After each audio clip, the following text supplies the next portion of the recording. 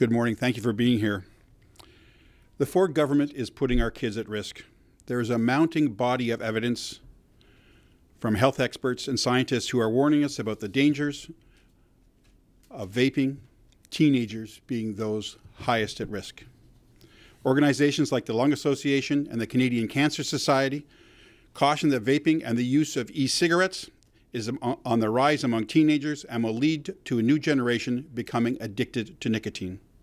What's worse, we know companies are actively targeting our kids, promoting candy and fruit flavor vape options in advertisements and displays at retail locations.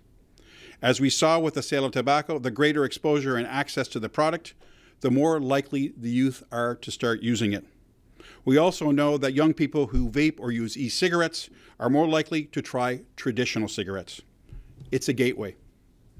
That's why we passed legislation to protect young people by banning the promotion of vaping products in retail and convenience stores across this province. The regulations meant to be enacted as of July 1st, 2018 would have treated vaping products exactly the same as e-cigarettes. It's a common sense, reasonable approach put in place to protect our kids. They claimed that they wanted, and yet upon coming to office, the Ford government stopped the enactment of these reasonable measures. They claimed they wanted the opportunity to carefully review the new regulations related to vaping. There was nothing careful about their review.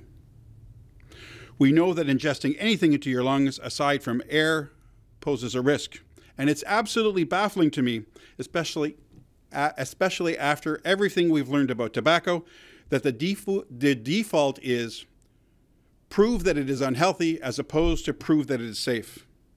Last week, news broke that a teenager from London, Ontario, was put on life support due to a vaping-related illness. Toronto Public Health has received reports of similar cases. The City of Toronto staff released a report on Monday proposing licensing retailers who sell e-cigarettes and related vape products, giving expression to the growing concerns about vape-related illness and teens' access to vaping.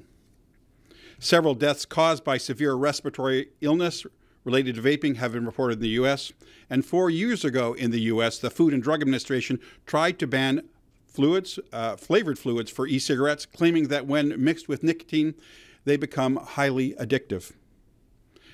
And the body of evidence continues to grow. We should be here in session, in question period, and in debate, debating important issues like this one.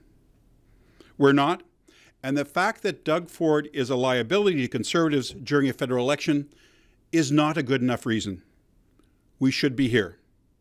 So today, I'm calling on the Minister of Health and the Premier to take immediate action. I'm asking them on behalf of our youth and families to do the following 3 things.